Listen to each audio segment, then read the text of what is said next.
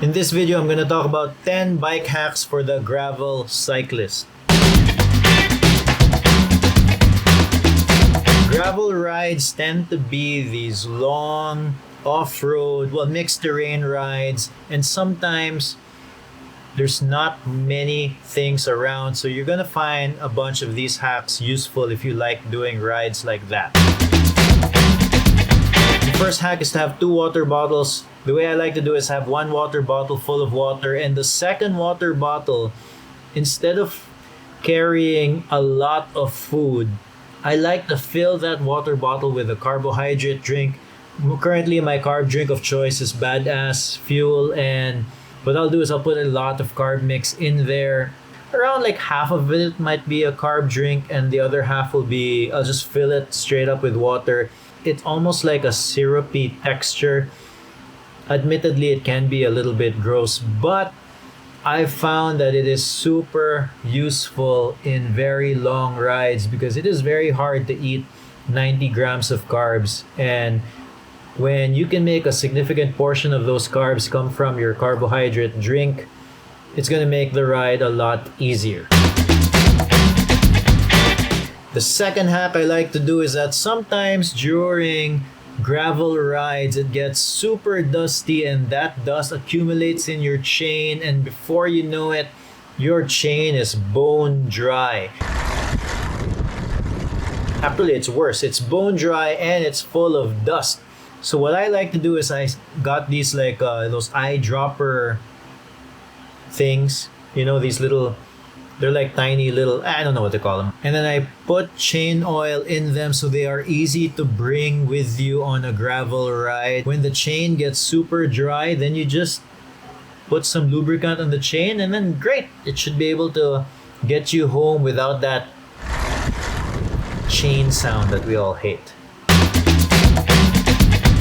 So here's the third hack. If you are like me, you probably go on a lot of rides. I go on a ride almost every day, and before I used to have 1 helmet, and admittedly I would have 1 helmet and I would just never wash it, and then at some point, I'll be honest with you, at some point it just started to smell.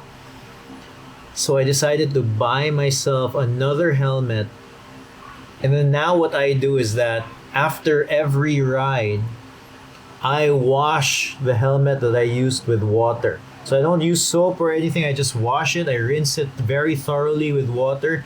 And that has been keeping the helmets pretty clean. I think I've been doing that for a year plus now. And the helmets are okay. The helmets are pretty clean. So it's a hack if you're kind of lazy like me. The fourth hack for gravel riding. So if you're talking about gravel riding, we are talking about enjoying the ride. It's not all about who can go the fastest, who has the biggest watts, who can go the furthest. It's about enjoying the ride. And like most people, I have a bike computer in my bike. I try not to look at it as much as possible. My hack is, if you can, just put that computer screen in your back pocket and just don't look at it. You're gonna enjoy the ride a lot more. Or what I do, I usually have in my data screen in my computer, I have the time because I have a family, I have a wife, kids, and a job. So I have to be home at a certain time. Even though I get the bike every day, I still have to get home. And really the only other thing I have there is my heart rate, because sometimes when you're going up a climb, I want to be able to make sure that I can manage my effort. Other than that, I don't really have much other data on the bike computer. But I think the best way really is to just put the bike computer in your back pocket. Some of you might say, why don't you just bike without a bike computer? Personally, I like seeing the data after the ride. I get joy from seeing that data. Like one of my favorite days of the year is the last ride of the year, and Strava kind of just collates all of your data, like how many rides you've done, what's your total distance for the year, what's your total meters climbed, and I'm pretty shallow. I like looking at that data. The fifth hack, if you are like me and you have family members who might worry about you if you are going out in the middle of nowhere, especially if you are alone, the fifth hack is to use some sort of beacon feature. Strava has a beacon feature that you can use. Basically, what it does is when you're recording your activity on Strava, it sends out a link to somebody, and that person can click on the link, and then they can kind of figure out where you are based on the GPS data. And as long as it has cell signal, I think other apps have this as well, like Google Maps or whatever, or Apple. But I like to use Strava Beacon because that's what I've been using. I particularly use it because I have to send that link to the wife just to give her some peace of mind. And when she has peace of mind, that means I get to go biking even more often. So it's a win-win.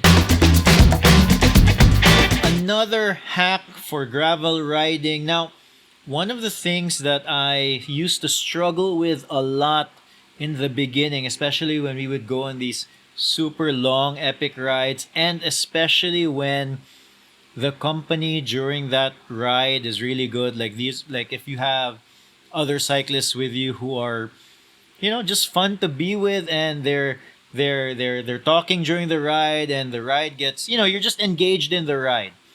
You can be really engaged in the ride that you forget to eat.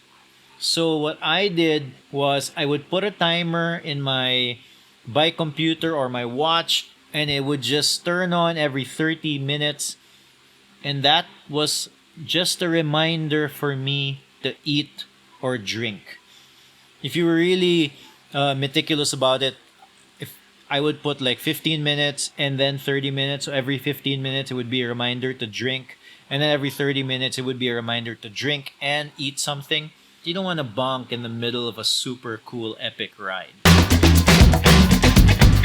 The seventh hack for gravel rides is that when you're out on a gravel ride, you never really know what kind of terrain you're going to get. Unlike when you go on a road ride, if it didn't rain, it's very likely that your feet is going to stay dry on a road ride. When you're out on a gravel ride, who knows what the terrain is like on that day? It might have rained the day before, and you might have this one section that is super muddy, mucky, wet, and splashy. And they can get to your shoes, and your shoes get super dirty. Many times I've gone home with pretty soggy shoes. Especially if you go through an area where you have to get off the bike and push the bike, and it just happens to have like some sort of river. Oh my god. So what I like to do is I'll put like either newspaper or paper bags, or if I'm feeling rich, diapers. Although I've never done the diapers thing because that is an expensive way to dry off your shoes quickly. But you can put newspapers inside your shoes, and the newspaper will absorb the moisture a lot quicker than just keeping it in the air. So that's something that I like to do. Put a newspaper there. Maybe even after an hour or two, you can get that newspaper out and then put another newspaper there. That dries the shoes so much quicker. And the eighth tip is about cleaning your bike. Now, cleaning your bike is not fun, but the reality is if you like to go on a lot of gravel rides, you are probably gonna get your bike pretty dirty. So one of the things that I like to do is I mount my bike on the wall, get a mount, something that you can put it on the wall so you're not having to bend over. And then I like to keep 2 rags, a wet rag and a dry rag.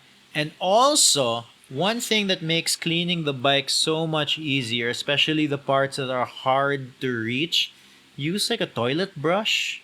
The toilet brush. Is that what it's called? It's a toilet brush, right? It allows you to reach places in the bike that are kind of difficult to reach with a rag. And it does a job pretty well, especially if you want to clean like the cassette or something. The ninth tip is there's a lot of products out there that you can use to clean your bike. Personally, I just use dishwashing liquid. It's something that every home has, and you know what? It's fine. It's totally fine. Somebody in the comments is gonna say that dishwashing liquid is too strong for your bike. From my experience, it's been totally fine. I've been using dishwashing liquid to clean my chain, to clean my bike, and it's readily available. It's literally just in the kitchen, and my bike gets reasonably clean. Not the cleanest though. And then my last hack, again, when you go on these gravel rides, they are long, they're epic, and sometimes you just can't find a place to eat. So you need to bring snacks. You can buy a bunch of cycling related snacks, gels and stuff, but admittedly, they can be quite expensive, especially gels. Really, you're paying for the packaging in gels, honestly, because sometimes you go on a gravel race or you go on a race in general, and it's kind of difficult to get food, and gels just make it so much easier. So when I go on a race, I like to use gels, but when I'm not on a race, I tend to just buy really cheap, sugary snacks. I have two kids, and they receive a lot of junk food all the time. They go to parties and they get junk food, and I will unashamedly get steal their junk food and use them on rides.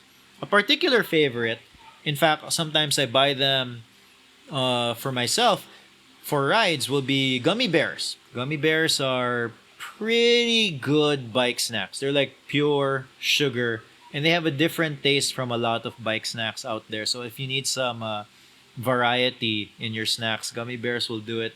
The other thing that I like to buy that's pretty cheap is Choco Mucho. That's actually my staple. I like that. It just melts after a while. So if it's a short ride, I'll use the Choco Mucho. If it's a really long ride, I'll use Choco Mucho in the beginning, and then I'll change it to a Nutri Bar or something. Nutri Bars, they don't melt, so I like them. Those were the hacks for gravel riders, for gravel riding, for cycling in general. I think those are pretty good hacks. If this is your first time watching the channel, you can check out another video over here. And if you haven't yet, please subscribe. No boring days.